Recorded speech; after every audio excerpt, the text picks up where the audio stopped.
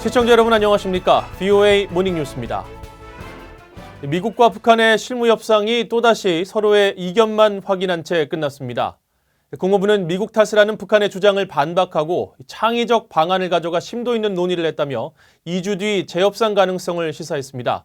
하지만 북한 측은 미국의 실제적 조치를 요구하며 재협상 가능성을 낮췄습니다. 첫 소식은 오택성 기자가 보도합니다. 미 국무부 오테이거스 대변인은 실무 협상 결렬 이후 성명을 통해 북한 측 주장을 반박했습니다. 북한 대표단의 발언은 8시간 30분 동안 이뤄진 논의의 내용과 분위기를 반영하지 않는다면서 미국은 실무 협상에 창의적인 방안들을 가져갔으며 북한 측과 좋은 논의를 했다고 밝혔습니다. 이 성명은 북한의 김명길 실무협상 대표가 미국이 구태의연한 입장과 태도를 버리지 못해 협상이 결렬됐다고 주장한 뒤 3시간여 만에 나왔습니다. 북한 측의 김명길 대표는 협상을 끝낸 뒤 스톡홀름 주재 북한 대사관 앞에서 구체적인 협상 내용은 밝히지 않은 채 미국이 빈손으로 나왔으며 자신들을 크게 실망시켰다는 주장과 비난이 담긴 성명서를 낭독했습니다.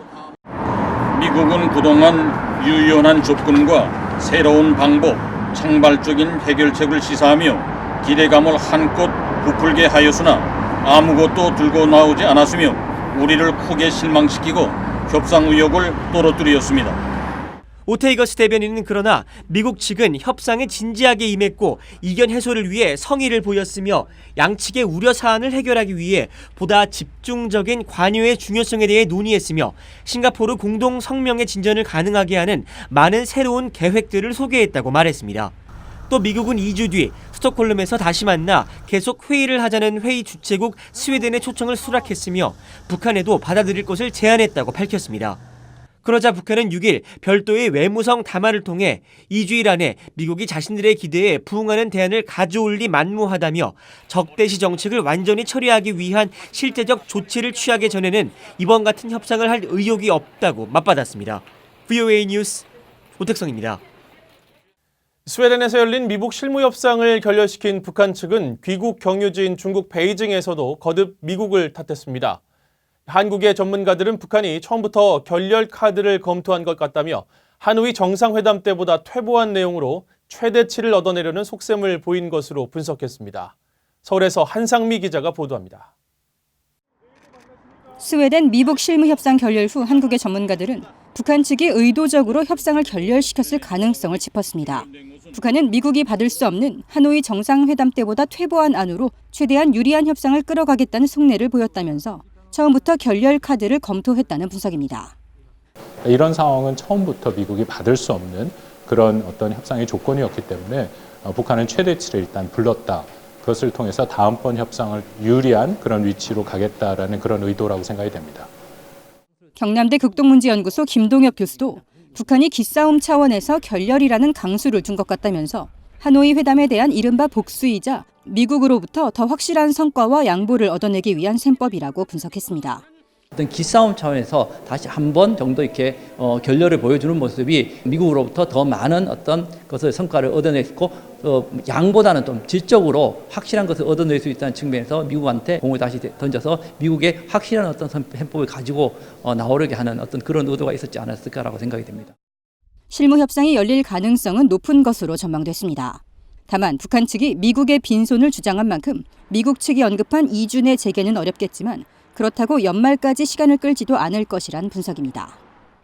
앞서 미북 실무협상 북한 측 대표인 김명길 북한 외무성 순회대사는 귀국 경유지인 중국 베이징 공항에서 협상 결렬의 배경을 거듭 미국 탓으로 돌렸습니다.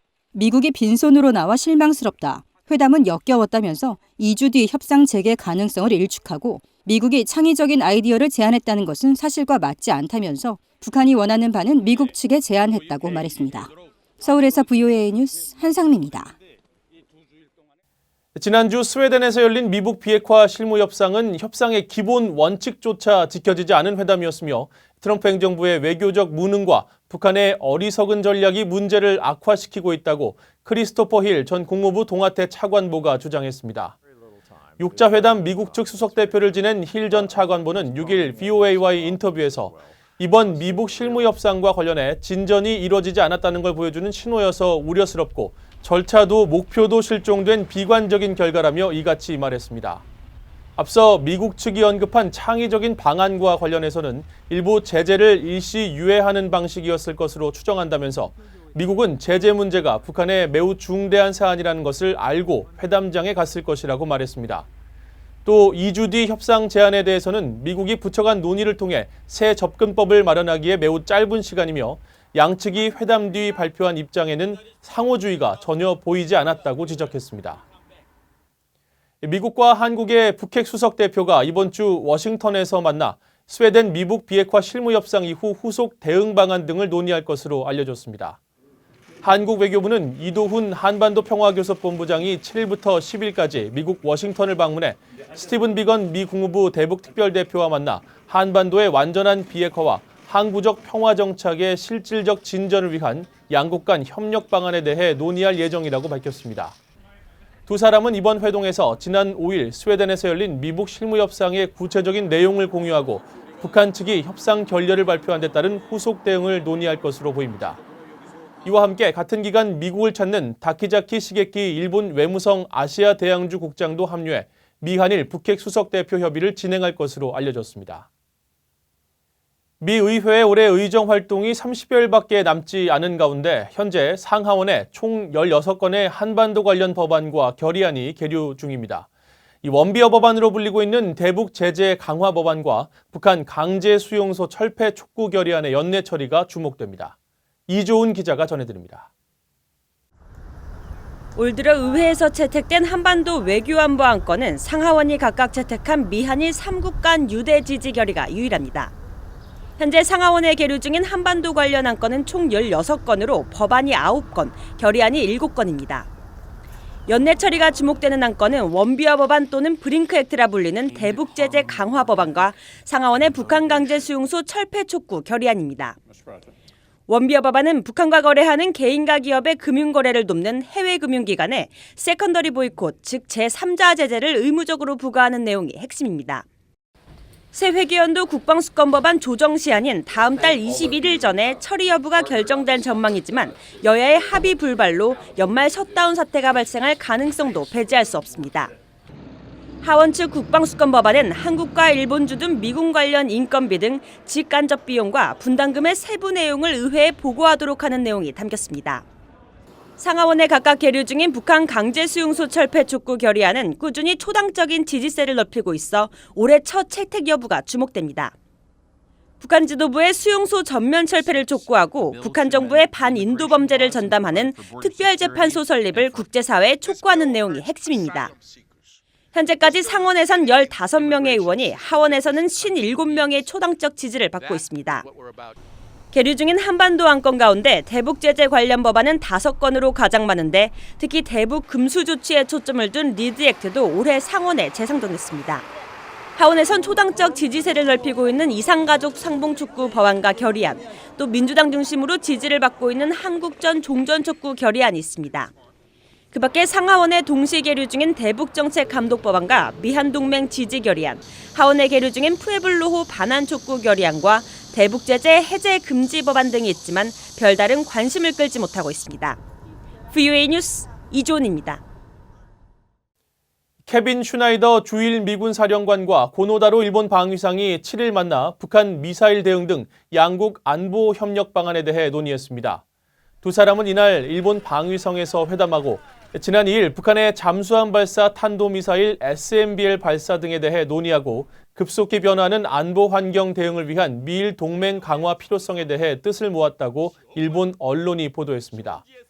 또 양측은 북한의 SLBM 발사를 결코 용인할 수 없다는 데 공감하고 완전하고 검증 가능하며 불가역적인 비핵화 목표를 확인한 것으로도 전해졌습니다.